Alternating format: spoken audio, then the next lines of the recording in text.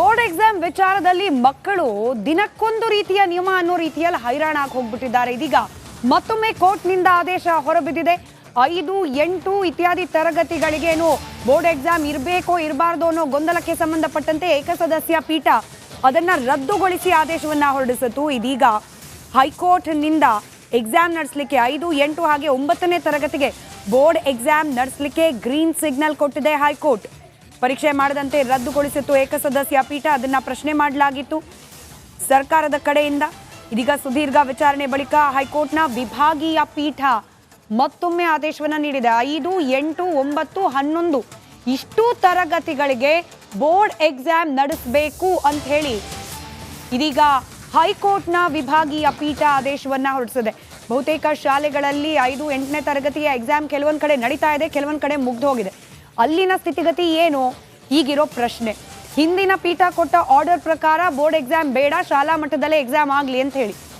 ಇದು ಈ ಒಂದು ಶೈಕ್ಷಣಿಕ ವರ್ಷಕ್ಕೆ ಅನ್ವಯ ಆಗುತ್ತಾ, ಮುಂದಿನ ಶೈಕ್ಷಣಿಕ ವರ್ಷಕ್ಕೆ ಅನ್ವಯ ಆಗುತ್ತಾ, ಗೊಂದಲ ಅಂತೂ ಇದ್ದೇ ಇದೆ. 5, 8 ಹಾಗೆ 9ನೇ ತರಗತಿಗೆ ಬೋರ್ಡ್ ಎಕ್ಸಾಮ್ ನಡೆಸಬೇಕು ಅಂತ ಹೇಳಿ ಇದೀಗ ಹೈಕೋರ್ಟ್ನ ವಿಭಾಗೀಯ ಪೀಠ ಆದೇಶವನ್ನ ನೀಡಿದೆ. ನೋಡಿ, ಸರ್ಕಾರ ಅಧಿಕಾರಿಗಳ ಮಟ್ಟದಲ್ಲಿ ಆಗ್ತಾ ಇರುವ ಈ ನಿರ್ಣಯ ಕಾನೂನಾತ್ಮಕವಾಗಿ ಪರಿಣಮಿಸ್ತಾ ಇರೋ ರೀತಿ, ಇದೆಲ್ಲದರ ನೇರ ಪರಿಣಾಮ ಆಗೋದು ಮಕ್ಕಳ ಮೇಲೆ.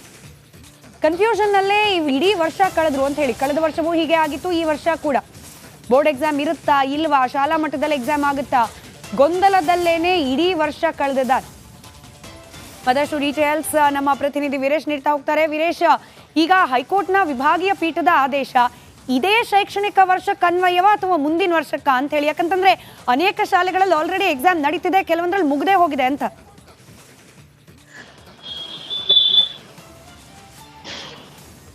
ಹಲೋ ರೈಟ್, ಬಹುಶಃ ಸಂಪರ್ಕ ಸಾಧ್ಯವಾಗ್ತಾ ಇಲ್ಲ. ವೀರೇಶ್, ನಮ್ಮ ಪ್ರತಿನಿಧಿ ಇದ್ರ ಬಗ್ಗೆ ಹೆಚ್ಚಿನ ಮಾಹಿತಿಯನ್ನ ನೀಡ್ತಾರೆ.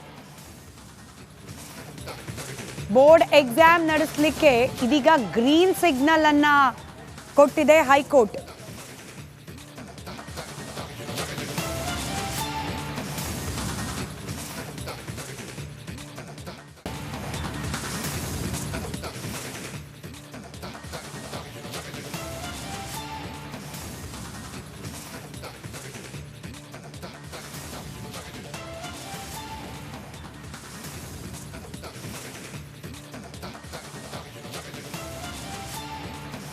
ಐದು, 8 ಹಾಗೆ 9ನೇ ತರಗತಿಗಳಿಗೆ ಬೋರ್ಡ್ ಎಕ್ಸಾಮ್ ನಡೆಸಲಿಕ್ಕೆ ಇದೀಗ ಹೈಕೋರ್ಟ್ನ ವಿಭಾಗೀಯ ಪೀಠ ಅಸ್ತು ಅಂದಿದೆ.